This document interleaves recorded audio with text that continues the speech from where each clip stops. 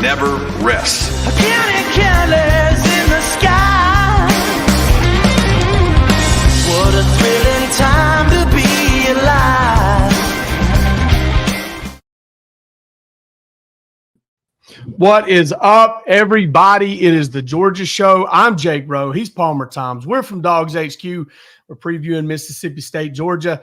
The Bulldogs, formerly of the SEC West. Now I guess we call them Central Time Zone Bulldogs or Maroon Bulldogs. I've used both this week. I don't know what to say about them anymore. Bizarro Bulldogs, if you will, against Georgia.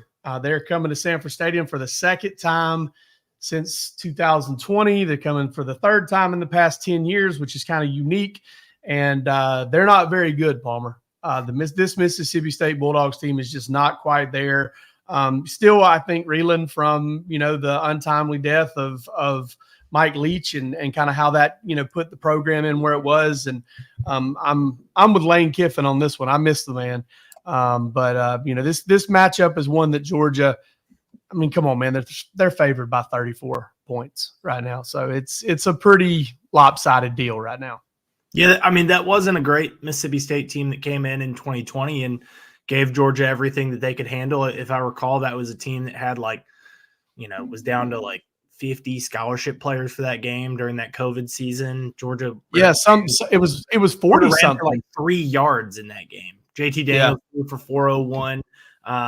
And UGA emerged 31-24 victorious as they wore the black uniforms. Black jerseys, yeah.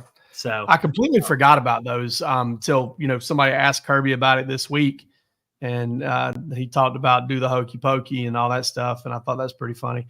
But yeah, this is a lopsided matchup, and one that, listen, I mean, there's no doubt in my mind that there are a lot of questions in Bulldog Nation right now about this team. I mean, we see it every day, and you're just not going to – I don't think you're going to answer them in one game unless you're playing Texas, Alabama, Ole Miss, Tennessee.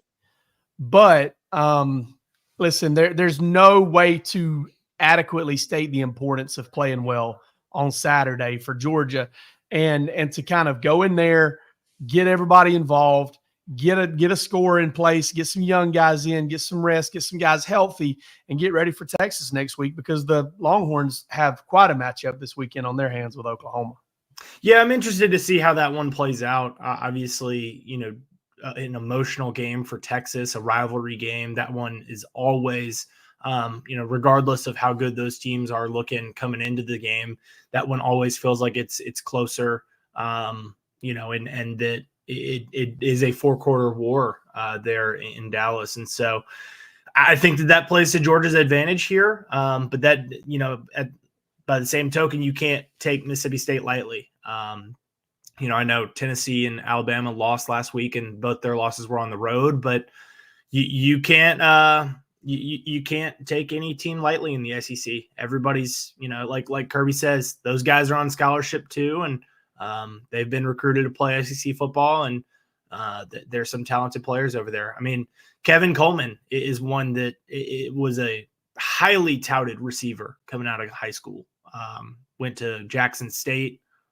Jake, you're muted. Sorry, I was trying to interrupt you there. I like I love to do. No, I wanted to say about Kevin Coleman. I love that high school film there. I mean, that was his film coming out of high school was incredible. And to the comments, you do not want me at right tackle. I played a little bit of right tackle there in high school, and that was a rough performance. So you do not want me at right tackle in this game. Now, I'm not as humble as Palmer. If you guys want to shoot me out there at X receiver, I got it. I still got it. I've just got a knack for getting open. Jake, should we talk about that? I mean, the Georgia. We're definitely going to get into it, and you can get into it right now because we need to get into before we do anything else. We got to get into our one thought to kind of kick off this show about this Georgia-Mississippi State game. We've talked about it some already. We've probably stepped on some of our takes because we're not very good at what we do. But at least being showmen, we're good at giving you information and being experts on Georgia football. We're just not very good at this, whole put our face on. I'm still getting used to seeing my face over here, and I don't know if I ever will. If I do, I'm probably going blind. But one thought, we stepped all over it already, but what's hanging with you this week in this matchup with Georgia Mississippi State? Yeah, I'm really interested to see these Georgia receivers and how they respond. Obviously, the arrest of Colby Young on Tuesday, it's a big blow. He was a guy that coming out of that Alabama game, really coming into the bye week, coming out of the bye week, and after that Alabama game, I said, hey, Georgia needs to get these guys more involved. Dylan Bell, Colby Young, Dylan Bell, Colby Young, and we saw both of them get more involved in that Alabama game. Colby was the targeted receiver on the last play of the game. That clearly shows confidence from Carson. We continue to see that this past week against Auburn. Dylan Bell was somebody that had a huge game against Alabama, and he's going to have some huge games as long as Colby Young is out. Arrested on Tuesday, suspended indefinitely. It's not a good deal, and until that is played out in legal matters, he's not going to be on the field for Georgia. That's where our expertise is. And so I think that, we're better off to stick to that, him being on the field versus not being on the field and all that, and the impact there. But I think that Georgia certainly is going to feel the impact of no Colby Young. So I'm interested to see these receivers, how they step up, how Dylan Bell adjusts to playing primarily at the X position. It's a spot that he's played a good bit, but also the adjustments in the, what kind of comes down the line as a result of him playing more there. London Humphreys getting on the field more. Maybe we see some Sokovie White, Nitro Tuggle, the two freshmen. Nitro's a guy that is an X receiver, so maybe he's on the two deep there. London being a bigger, taller guy, not bigger in terms of weight, but he's tall. I mean, he is a good lanky guy, and so he could play that position. He'll see the field more at that flanker spot where Dylan was playing some. If they want to go 5 receivers like they've kind of been doing in the rotation, Anthony Evans might see some snaps, and that's welcome news to a lot of Georgia fans. So this isn't how they wanted to see this receiver room.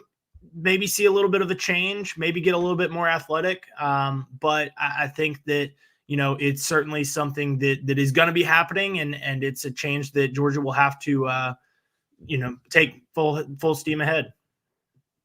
Yeah, I see where you're coming from there. Listen, I'd want to ask you this as an expert on Georgia football. I think the people who listen to us deserve this. What do you think? Colby Young, is he innocent or is he guilty? I'm totally joking. I'm not going to ask you to do that. I'm just messing with you. Probably shouldn't have. I just wanted to see if I could get a look on your face there. Obviously, we have no idea what's going on there, and that's going to play out. And amongst those who get to see all the details and understand all that. But listen, we've had some good coverage for you over at Dawgs HQ. Kind of what's next for Georgia with that going on. Palmer kind of laid it out there for you. I tend to think, Palmer, that a 5-man deal at receiver is likely, because when London Humphreys had to miss the Alabama game, then Anthony Evans definitely was a part of the plan. I don't know how many snaps. He played double digits. He played double digits. Yeah, so it was like 17. Now, granted, there were a lot of offensive snaps in that game. There were, but you're talking a couple of targets there. I mean, that wasn't insignificant at all. He definitely jumped into that rotation. Yeah, no doubt. And it was double digits, because that was something that I wrote about in the Between the Hedges piece that we put up this morning. So would encourage y'all to go check that out. But yeah, he definitely saw they played 4 receivers, double-digit snaps against Clemson. London Humphreys was not one of those. That number grew to 5 against Kentucky with Humphreys coming into the mix, and then with him out due to illness, it continued to be at 5 with Anthony Evans in there, and then with Humphreys rejoining, continued to be at 5, but Anthony wasn't in there. So now, as Colby's not in there, are we going to continue to see 5? If we do continue to see 5, it's probably going to be Anthony Evans. Yeah, I would say so too. And listen, Georgia's gotten Dylan Bell and Colby Young on the field a lot this season. They're going to mix and match those outside guys. Even Dominic Lovett's going to play some flanker and some 12 personnel and things like that. He's not always in the slot. They're a lot more versatile there. Now, one thing you do get to is outside of Cole Spear, as far as your reserves go, which Cole Spear's actually gotten a few meaningful snaps here and there, mainly as a blocker. But outside of Cole Spear, you're dealing with freshmen and transfers who haven't played a lot. And so they haven't played a lot, nor have they repped it for years in practice. So, if you're looking for that guy right there probably with Anthony Evans. If you're looking for that sixth guy, and it's Spear and Evans probably battling it out for that fifth spot, especially with the injuries that Sokovie White's been dealing with, because he's probably one of the dudes that they're like, let's get this talent on the field and kind of maybe deal with some of the growing pains. My one thought, Palmer, and we've taken a lot of time for one thought here, but my one thought is watch out. I don't think Mississippi State's going to upset Georgia, and I think Georgia's going to beat up on Mississippi State. I really do. They're coming off a bye, week to get healthy, 2 weeks to prepare, chance to kind of hunker down. They're coming off a bye with a moral victory, as much as you could probably have one by hanging in there against Texas and kind of giving Texas some problems, maybe a little bit of confidence. I don't think Georgia right now is the kind of team. I equate it to arm wrestling, right? Like they're not the 340-pound trucker who rides down the road and squeezes tennis balls flat all day and can just, overwhelm somebody, from the jump, like some of those guys do. They're not that kind of team right now. What they are is a very talented football team that will absolutely wear you down as the game goes on. And I do think that this game is one of those where Mississippi State might have some success early. Like this might be a little bit of something, especially from what we've seen out of Georgia with slow starts. This might be 20 minutes of this team ain't going anywhere, and I'll be surprised if they don't lose 6 games and all that stuff. And listen, you can have your overreactions if you want to. I'm going to call them overreactions, but I'm not going to judge you for them because it's an emotional game. You wouldn't be watching us if you didn't really care, but or listening to us. So that's my one quick thought right there, Palmer, is watch out because Mississippi State coming off a bye, coming off some confidence against Texas. Georgia's got Texas next week. We're seeing how the mental shell game is going on in college football with playing games after big games and playing games before big games. It's wild right now. And I think a lot of that has to do with transfer and leaning on, young players and the longer season and coaches trying to figure it out. And it wouldn't surprise me if that game kind of falls under that, this looks weird umbrella. Yeah, and you do have to wonder with Georgia playing the top-ranked team next week, are they going to be, is it going to be a look-ahead situation? I don't think that it will be in terms of look-ahead leading to a loss. I think that this team understands that they can't really afford that if they want to reach their ultimate goals. But I wonder, is it going to be a look ahead in terms of they're going to play it a little bit more vanilla?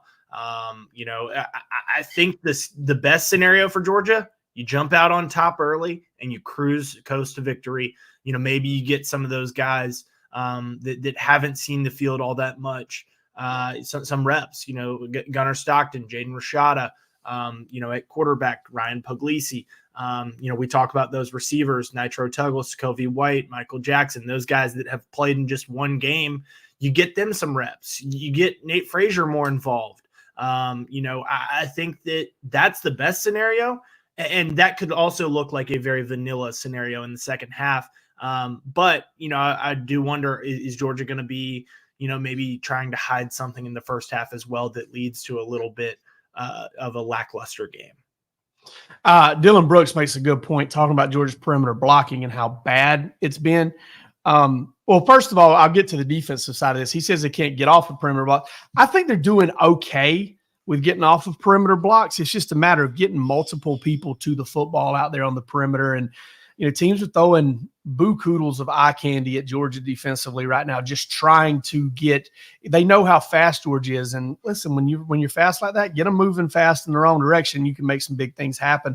And I think Georgia's kind of dealt with that a little bit, but the perimeter blocking, man, listen, I went back and I watched that Auburn game several times, and I looked at 84, Ben Urasic, and I looked at Oscar Delp, and I looked at the receivers, and I thought that was by far their best perimeter blocking game of the season. And I know how integral that is in terms of run game extension and things like that. And so I definitely understand that, folks want to see Georgia, be better in those areas. And, we'll see if they can get there. They certainly took a step forward against Auburn. Palmer, Prize Picks, promo code DAWGS gets you $50 with any deposit of $5. Is that right? Yeah, $50 on your first play of 5, whether that hits or not. And we were close. We hit 2 weeks ago on our pick We did not last week. We were just, I mean, Jake, we were sweating it out there in the press box a little bit. We were. We missed on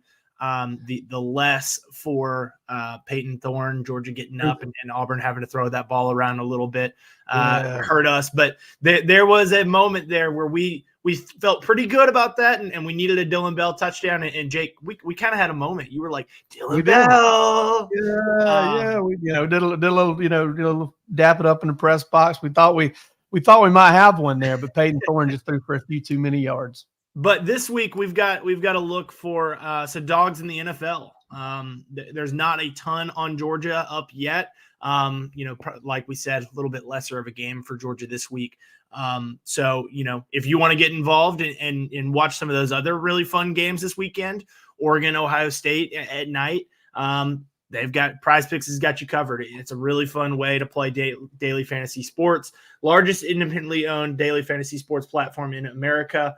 One of the easiest and most exciting ways to play DFS. And if you're and if it's just you against the numbers, you're not betting against anybody else. It's you and the numbers. So instead of battling thousands of other players, including pros and sharks, you pick more than or less than on 2 to 6 player stat projection and watch the winnings roll in. We've had a really good time doing it. And so our play for this week, like I said, some dogs in the NFL. Jake, we were discussing this before the show. We like Brock Bowers to get into the end zone again. Brock Bowers' first career touchdown last weekend. And I think that he's got another one in him there. So we are taking more with the little goblin.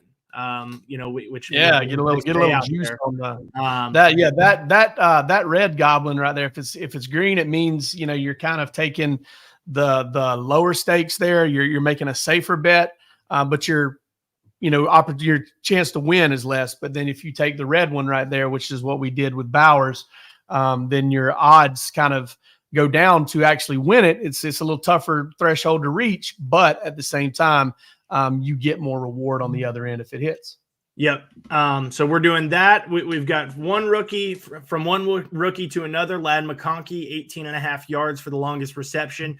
Jake thinks it's going to be more than that. We looked at all he just has to have a reception of 18.5 yards correct. or more, right? Yeah. Correct. And we were looking at, Ladd's last couple of games. He's only done that once this year, but it was in his most recent game. So we like him to do that. And then DeAndre Swift, Jake, you were taking a note on DeAndre Swift and his involvement in the passing game there for the Bears. He's been very involved. And so more than he's been over that number for 4 straight games. That's 16.5 receiving yards. He's been over that number for 4 straight games. I like him to do it for a 5th because it looks like he's starting to kind of find his niche in that offense. He's touchdowns in back-to-back weeks. I think he's been, up around 80 total yards for the past couple of weeks. I think that he's a guy that to kind of look for there in the daily fantasy world, and a fun guy to bet on there for sure. But one thing we are going to do this week, Jake, we're going to play the flex play. If it decreases our chances of a big payout, but if we just hit 2 like we did last week, we're going to get paid out instead of the power play where we must hit all 3. So we are going to go with Brock Bowers, Ladd McConkey, DeAndre Swift. We really like those dogs in the NFL, and you can get involved on Prize Picks as well. Again, promo code DAWGS, DAWGS, gets you $50 on your first play of 5.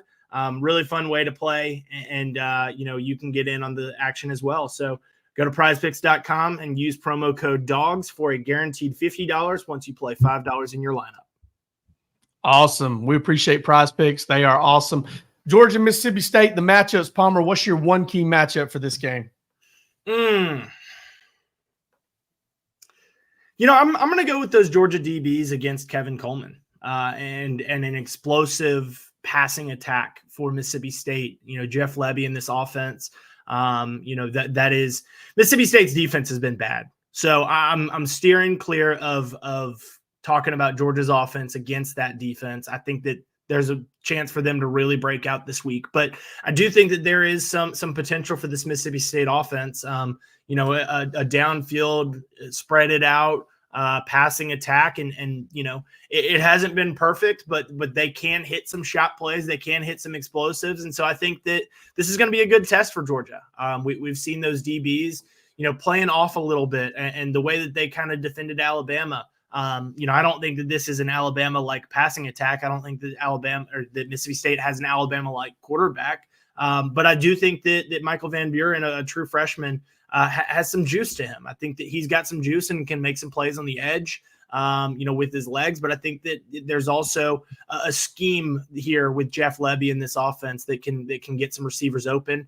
We mentioned Kevin Coleman a couple times already. He's a really, really, really talented receiver. And so that's going to be a challenge for these defensive backs. So it's not Ryan Williams and Jeremy Bernard, but it is a really good receiver and an explosive offense, and an offense with explosive capability. Let's put it that way. That gets schemed open by a really, a veteran. He's in his first year as a head coach, but he's been around the league as an offensive coordinator and been around the game as an offensive coordinator. So I'm watching these Georgia DBs and how they handle going up against that passing attack. I like that one. I like that one a lot, especially when they've got the kind of receiver that can put together a big game against you. I think that is definitely something that you have to keep an eye on because, I look back at that Kent State game a few years ago and Tez Walker and him making a couple of big plays. Cephas had a pretty decent game too, but it was really Tez Walker. He made one really big play in that game that actually had, you're looking at Kent State, I believe it was 32-22, sitting there going into the fourth quarter, 10 points down, Kent State in Athens. And, that's what a big-time receiver can do for you. That's what a guy that can kind of beat coverage at all different levels against all different types of players can do for you. I'm looking at the offensive line versus defensive line matchup in Palmer. I'm about to just get trippy here a little bit because I'm about to just coil this thing up. So Georgia has, it has its detractors among its fan base because a lot of fans think, well, it's not as good as 2021 and and they don't have a Jalen Carter. So they're not good on the defensive line. Georgia's still very, very good on the defensive line, and they haven't even been healthy. They've got limited Michael Williams. They're playing freshmen. They're playing youngsters. They're kind of piecing together. No Jordan Hall, very limited Warren Brinson until here recently. They're getting into the flow on the defensive line, but they have Mississippi State so overmatched up front. Mississippi State 34 tackles for loss through 5 games. But I go back to that bye week, and I mention a guy that you mentioned is Jeff Lebby. Great offensive coaches with extra time to prepare tend to find a way to kind of mitigate, and I love that. That's one of my favorite things to look at is I remember Steve Spurrier, when Steve Spurrier was at South Carolina, had such a way, and even at Florida, had such a way of scheming up protections and giving his offense a chance, even when they were playing the Florida States and when at South Carolina, when they were just overmatched physically on the offensive line. And I'm wondering if Jeff Lebby can kind of make that and even the playing field for Georgia on the road, especially after Kirby Smart calls out the fan base. And I'm sure they're going to want to kind of give him the friendly middle finger here on Saturday and be like, look what we can do. I'm interested to see if they actually do that or not. But I think with all those things considered, my matchup is kind of like Jeff Lebby and that offensive front against Glenn Schumann and Georgia's defensive front, blitz packages, all of that stuff is can Lebby scheme it up and hold the line long enough to stay in this game? Because I do think Georgia's going to break through, and they're really talented up front. They're getting healthier on the defensive line, and I can't wait to kind of see, where that goes. And speaking of defensive line, Georgia's got a couple of defensive front players coming into town this week. Elijah Griffin's coming in town for an official visit. Chase Linton, is coming down for an official visit. Jeremiah McLeod from Lee County over in Leesburg, a Florida commit, another defensive lineman coming into town. And you can see all these guys on NFHS. Sorry, I clicked 2 things at one time there. So it's time to check out the NFHS Network. You can see games from across the country, every single state for the most part. And all you got to do is go in there. You can search it. You can look for Georgia high school games. This is a subscription-based website, but you get everything. You get it all. JV football. If you've got nieces, nephews, grandkids, whatever, playing in a different state or in a different city, odds are you can watch them on NFHS. You can clip out highlights. You can put together videos. I've done it. I've sent them to the Dawgs HQ crew. I am all over NFHS every Friday night watching Georgia high school football, watching Georgia targets, watching Georgia potential Georgia targets. And listen, man, I love South Georgia football too, and I don't ever get a chance to watch it, so I get to kind of peek down there and see what's going on there. Palmer, tell them what the promo code is for this and what happens if they do, because I believe they get a little bit of a discount on that first month. Yeah, Jake, you like testing me with this one. It's promo code DAWGS25 for 25% off your first month. Like you said, Jake very much hasn't. Jake, there's your Atkinson County Rebels. That's right, baby. Right there. You got a chance to watch them this season yet? Yes, I watched them a couple times actually. Well, you can watch them on NFHS Network take on Crawford County. Like you said, it's a really fun way to stay involved with the high school sports across the country, not just in the state of Georgia. I've got a chance to watch a couple of my Tennessee teams, people that I know suiting up on Friday nights in Tennessee in the volunteer state. And so NFHS Network, really, really great way to do that. Like I said, promo code DAWGS25 for 25% off your first month. Yeah, and listen, they're all over this platform every week. There are players that are going to go on and play NFL football, and there are coaches. There are coaches who are going to go on and coach big-time football. One of them, obviously you got Mike McDonald over there coaching with us at Cedar Shoals High School, 15 years ago, and now he's the head coach of the Seattle Seahawks. A lot of future stars here in this NFHS, and you're going to want to check them out for Georgia commitments, Georgia targets, and hell, just because you love the game and you want to see kind of what's going on with it, this is a great place. I love NFHS for the California games. If I end up with a little bit of insomnia here on the weekend, or if there's a late night game going on and I'm hooked into it, I've got a California game going on somewhere, somehow, watching Mater Dei, watching Mission Viejo. I'm watching somebody, and it's a lot of fun. Jake Palmer. Tired, Pac-12 after dark, wired, California high school football after dark. Yeah, NFHS high school football. NFHS after dark. Yeah, 100%. 100%. In the state of California, Washington, doesn't matter. Go check it out.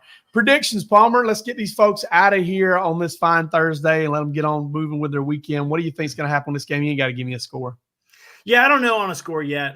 We'll have those official predictions on Friday. The line is big here. It's last I checked, it was 33.5 in favor of Georgia. I don't know if I like the Georgia Bulldogs to cover that.